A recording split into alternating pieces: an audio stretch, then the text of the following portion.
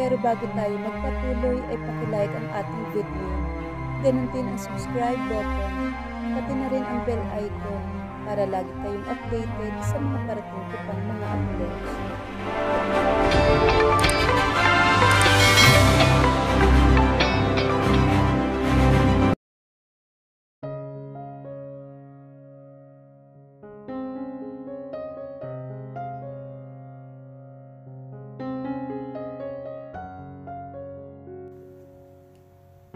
Sige mahal, ihatid kita mamaya sa bar. Just wait for me, okay? I love you, Layla. Sagot ni Leo sa kausap na babae sa kanyang telepono. Kasama niya ngayon sa office niya sina Zen at Roy, na pawang mga CEO rin ng mga namamayagpag na kumpanya sa Asia. Nakakunot ang noo ng mga ito habang nakikinig sa usapan nila ni Layla. You Ashol, sineryoso mo ang babaeng yun sa bar? Leo, matagal na yun ah. It's about 2 to 3 months since you met. Huwag mong sabihin. Nakaawang ang labing tanong naman ni Zen. Sa kanya nang ibinaba na niya ang kanyang telepono. Silang tatlo ay magkakaibigang matalik noong sila ay kolehiyo pa lamang, kaya wala silang inililihim sa isa't isa. Tumango naman siya rito. I don't know why and how, pero tinamaan talaga ako, bro. Tanging sagot niya. Napamura naman ito. May asawa ka na, Leo. Habang maaga pa putulin mo na yung relasyon mo sa babaeng yon. May asawa ka na. Isipin mo si Isabel. She is totally packaged already, bro. Huwag mo namang sayangin. Dagdag pa ni Roy. Pareho silang mahalaga sa akin. Pareho ko silang mahal. Seryoso niyang sambit. Walang hiya ka talaga, bro. Isa ka sa pinakamatalinong businessman. Isa kang Del Carmen. Pero hindi mo man lang naisip ang tungkol dyan sa mga babae mo. Mahal mo na kaagad? 3 months?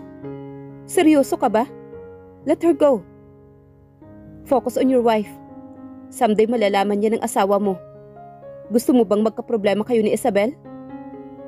Mahabang salaysay naman ni Zen. Sa boses nito ay tila naiinis ito sa nalaman mula sa kanya. Aayusin ko to, bro. Tanging nasambit niya sa dalawa. Dapat lang, bro. Isa lang dapat ang piliin mo sa kanila. But I suggest, go back to your wife.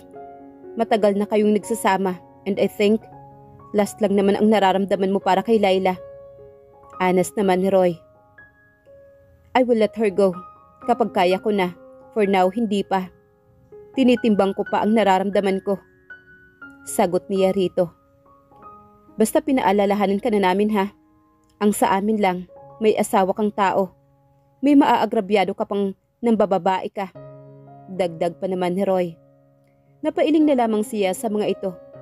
Hindi nga rin niya maintindihan ang kanyang sarili. Kung bakit gustong gusto niyang protektahan si Layla. Naalala niya noong unang gabi niyang nakilala ang babae sa bar. May nagtangkang bastusin ang babae at siya ang nagligtas sa dalagita sa gabing iyon. Tinamaan siya sa angking ganda nito, lalong-lalo na ang mga mata nito at mga makakapal na pilik mata nito. Natural lang ang ganda ni Layla at inaamin niyang sa isang sulyap ay nabighani na siya sa ganda ng dalagita. Simula noon, gabi-gabi pa niyang binibisita ang babae sa bar. Hatid sundo niya ito hanggang sa naging silang dalawa na. Feeling niya ay bumalik siya noong high school siya na kinikilig kapag nakikita at nakakasama ang kanyang crush. Alas 8 na ng gabi nang dumating si Isabel sa bar na tinutukoy ni Caitlin. It's an exclusive bar for VIP. No wonder na nahanap ng babae ang kanyang asawa. Bumalik na ang babae sa pagtatrabaho nito sa bar after 2 weeks. 2 linggo na ring balik sa dating gawi ang asawa niya. Mag-uumaga na ito kung umuwi sa bahay nila. Gumawa siya ng paraan para ibaling ang atensyon nito ngunit matigas ito. Hindi pa rin ito nilulubayan ang babaeng ito. Napakalamig ng aircon ang sumalubong sa kanya sa loob ng bar. May mga VIP room sa taas habang sa baba naman ay may mga mesa, upuan at sa gitna ay may elevated dance floor na may railing sa bawat sulok nito. Nilibot niya ang kanyang mga mata sa paligid. He is somewhere out there in one of the private rooms of the bar. Ang sakit naman isipin na ito na ang palaging tambayan ng asawa niya. He changed because of that woman.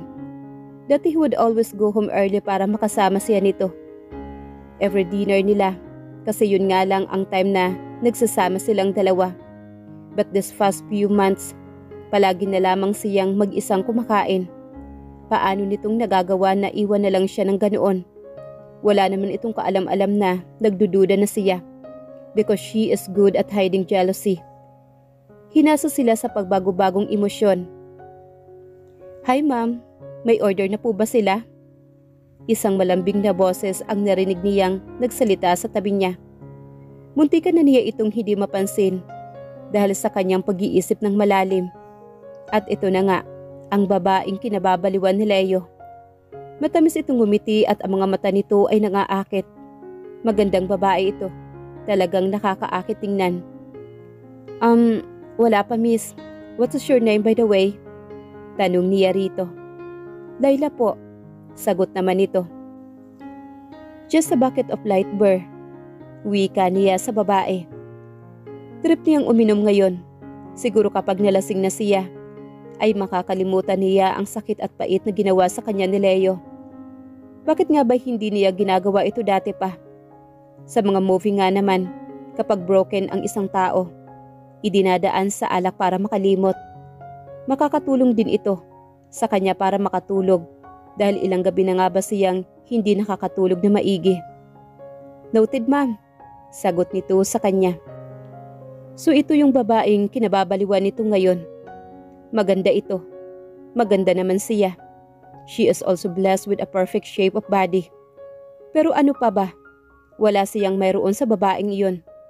Is she boring wife? Mali nga ba na pinili niyang maging isang housewife? Siguro nga. She could be managing her father's company. Siguro papel na lamang ang hawak niya bilang asawa ni Leo.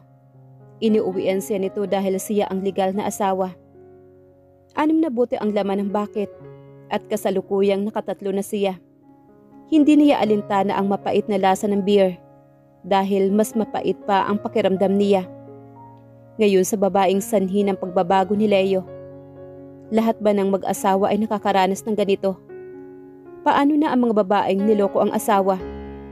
Ano ba ang ginagawa nila? Did they choose to stay and endure the pain or just move on away from the people who hurt them? Their house is so silent. Hindi na kagaya ng dati na masaya ang aura ng bawat sulok nito. Oo nga, bakit hindi niya gayahin ang asawa niya? Hindi ba? Bakit uuwi siya sa bahay at umupo doon at hintayin ito ng buong gabi? She will be enjoying herself sa gabing ito. Kailangan niya maibsan ang ginagawang pagtataksil ng asawa niya.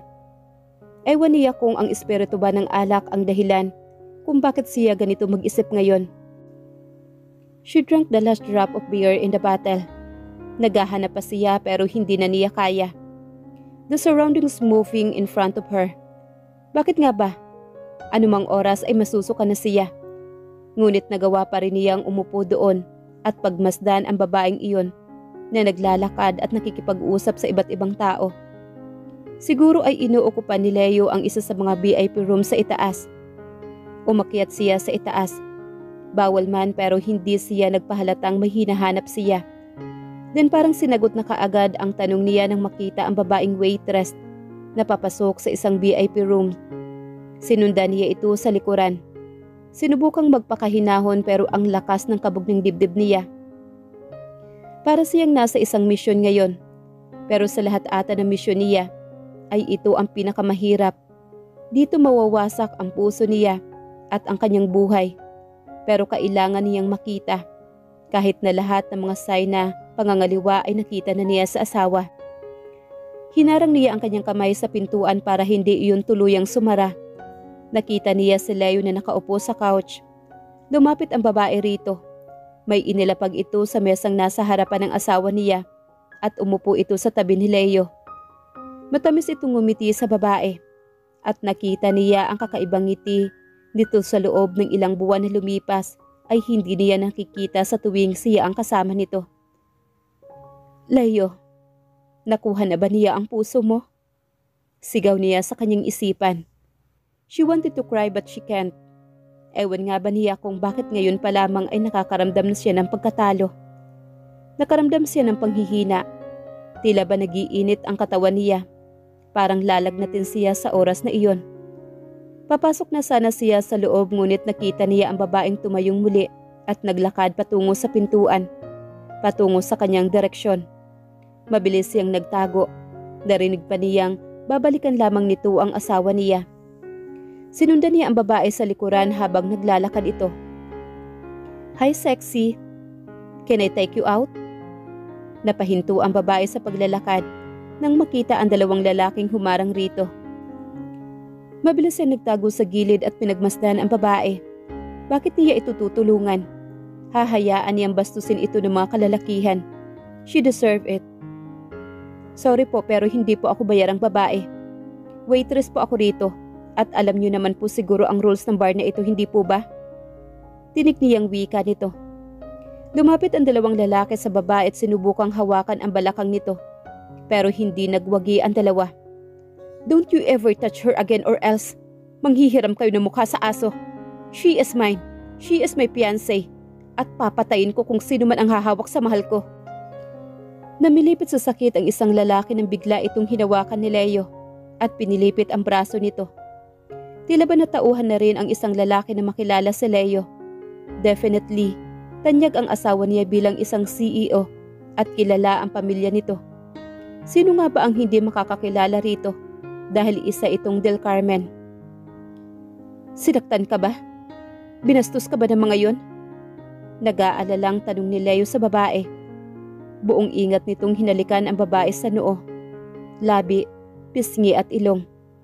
Napasandal siya sa pader at dahan-dahang napaupo sa sahig habang walang habas ang pagpatak ng kanyang mga luha. Oras na ba para harapin sila ngayon? Paano kung harap-harapang ipamukha ni Leo na mas mahal niya ang babae niya kaysa sa kanya na asawa? Makakaya ba niya iyon? Hindi ata niya kayang marinig mula sa bibig nito na mas mahal nito ang babaeng ipinagtatanggol nito. Hindi niya alam kung ilang minuto na siyang nakaupo sa gilid ng pader. Basta ang alam niya ay napakasakit. Napakasakit ang natunghayan niya kanina. Siya ang asawa ngunit hindi siya nakaranas na ipagtanggol ni Leo. He is one of the ruthless billionaire. Napakasuplado kahit na nga own staff nito sa company nito. Pero kanina, he lowered down his ego para patulan ang mga taong gustong apihin at bastusin ang babae nito. Ramdam niya ang panginginig at panghihina. Sino na siya ngayon sa buhay ng asawa niya? Asawa sa papel? Asawang pandisplay lamang na parang palamuti ang iiwan sa loob ng mansyon? Sumagap siya ng hangin. Nahihirapan siyang huminga dahil hindi na niya napigilang humikbi pa. Malalampasan pa kaya niya ang pangyayaring ito? Tumayo siya kahit na nahihilo siya. Pakiramdam niya ay nilalagnat siya. Is this because of the stress? Durog na durog ang puso niya. Awang-awa siya sa sarili niya. She felt as if she is the most ugliest wife in the world tonight. Isabel, what's wrong with you? Are you okay? Hindi na naituloy ni Zen ang tanong nito. Nang makita ang hitsura niya, bawat sulok ng bar at bawat mesang dinadaanan niya ay nababangga niya. Ngayon lamang siya ulit nilasing at nilagnat ng ganito. Mas maigi pa sigurong mamatay na siya. Si Zen ay ang kaibigang matalik ni Leo. I'm okay. Sambit niya pero hindi na niya nakayanan pa. At napasubsob na siya sa bisig ni Zen. Oh shit! Dinig niyang mura nito habang inaakay siya papunta sa kotse nito na nasa parking area. Di naman nito ang noo niya. You are so hot. Nilalagnat ka ba, Isabel? Where is Leo? Magkasama ba kayo rito? Tanong nito sa kanya. Umiling naman siya. Hindi, nag-iisa lang ako.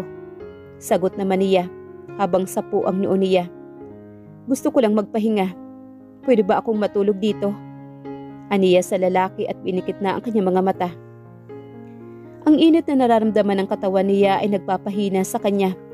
Pero mas masakit pa rin ang puso niya kaysa sa lagnat na nararamdaman niya sa ngayon. Hey Ashel, nasaan ka na ba at this hour? Wala ka pa sa bahay? Well, kasama ko ang asawa mo. Nakatulog siya sa kotse. Mabuti na nga lang at nakita ko siya. Lasing na lasing siya at ang taas ng lagnat ni Isabel. Gago ka.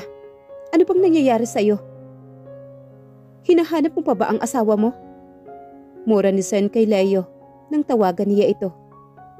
Pagkalipas ng ilang minuto ay dumating si Leo. Binuksan nito ang pintuan sa passenger seat at nakita ang asawang mahimbing na natutulog. Binuhat nito ang babae at inilipat sa kotse niya. Hindi niya alintana ang malarosaryong mura ng kaibigan niya. Nagpaalam at nagpasalamat na lamang siya rito dahil alam niyang siya naman talaga ang may kasalanan. Pasado 11:00 na ng gabi. Hinatid pa niya sa bahay si Laila dahil tapos na ang shift nito sa bar. Tinatahak na niya ang daan pa uwi nang tumawag si Zen. Nataranta siyang bumalik sa bar kung saan sila galing kanina. Bakit ito nasa bar ngayon? Nagkataon nga lang ba o may alam na ito tungkol sa kanilang dalawa ni Laila? Dinaman niya ang noon nito gamit ang likod ng palad niya. Napamura naman siya. Ang taas ng lagnat ni Isabel. May sinasabi ito pero hindi niya maintindihan ang sinasabi nito. Pinabilis niya ang pagtakbo ng kanyang sasakyan. Nang dumating sa bahay ay binuhat niya ang asawa at diretsyong nagtungo sa kwarto nila at inihiga ito. Kinuha niya ang towel at inihilamos sa katawan ni Isabel. Pinalitan na rin niya ang damit nito. Nang makitang presko na ang asawa niya, ay siya naman ang nagbihis at tumabi dito sa kama. Pinagmasdan niya ang mukha ng asawa. Ang mukha ng babaeng una niyang minahal. Hindi niya maintindihan ang sarili. Pero hindi niya alam kung sino ang iiwan niya sa dalawa. Ayaw niyang may mawala kahit na isa sa dalawa. Parehong mahal niya ito. Pero hindi niya pa sigurado kung sino nga ba talaga ang mas matimbang. I'm so sorry, love. Patawarin mo ako. Sambit niya habang hinihimas ang mukha nito. Bakit nga ba niya nagawang magmahal ng iba? Ang makita ito ngayon sa ganitong kalagayan ay nasasaktan siya. Pipikit na sana siya nang maramdaman ang mahigpit na yakap ng asawa. Layo, love? Thank you at umuwi ka na. Please. Don't leave. Dito ka lang sa tabi ko. Dito ka lang, please. Kailangan kita, Leo. Humihikbing sambit ng asawa niya. Niyakap niya ito na mahigpit. May konsensya pa pala siya. Dahil nasasaktan siya para sa asawa niya ngayon. Hindi lang niya mapigilan na mahalin din si Laila. Come on, love. You need to rest. Andito lang ako. I will never leave you. Sagot niya rito. Thank you, love. Nakapikit na sambit naman ni Isabel. Tinitigan niya ang mukha nito at nakita niya ang mga luhang umaago sa pisngi nito. Pinahid niya iyon at hinalikan ang pisngi nito. Matulog ka na, love. Sambit niya at niyakap niya ulit ito na mahigpit. Naroon siya sa pagitan ng dalawang babaeng parehong mahalaga sa kanya. Nakikinig siya sa mga payo ng mga kaibigan niya. Pero hindi niya sinusunod ang mga ito. Pero balang araw, malalaman niya ang totoong mas matimbang sa kanya. Kahit siya ay naguguluhan at naiipit rin dahil nagmahal rin lang naman siya sa dalawa. Someday may masasaktan, pero dapat ring may piliin siya sa pagitan ng dalawa. Nakita niya ang pag-ilaw ng kanyang sipi. Tumayo siya at tiningnan ang bagong message na dumating. May password ang sipi niya, kaya kampante siyang hindi mababasa ng asawa ang mga messages nila ni Laila. Alam naman niyang hindi nagbabasa ng messages si Isabel. Buo ang tiwala nito sa kanya, kagaya na lamang ng pagtitiwala niya rito. Tiningnan niya muna ang asawa sa higaan bago sagutin ang tawag ni Laila. Tumawag ito dahil hindi ata siya nakareply kaagad kanina. Yes, mahal. Kararating ko lang sa bahay. Good night. I love you. I'll be busy this week dahil pinasama ako ng boss ko sa out-of-town trip niya, ha? Don't worry. May pasalubong naman ako sa'yo. Yes, mahal. Trust me. Ikaw lang ang palaging laman ng isipan at puso ko. Ibinaba niya ang kanyang phone pagkatapos kausapin si Laila. Ngayon linggo ay aalagaan na muna ang asawa niya. Kailangan siya nito. Kailangan nito ng atensyon niya. 3 buwan na silang hindi nagsasama. He will mend everything between them. Babawi siya kay Isabel. On the other hand, lihim na nakikinig si Isabel sa usapan ni Leo at ng babae nito. Lihim siyang humagulhol hanggang kailan niya titiisin ang ginagawa ng kanyang asawa.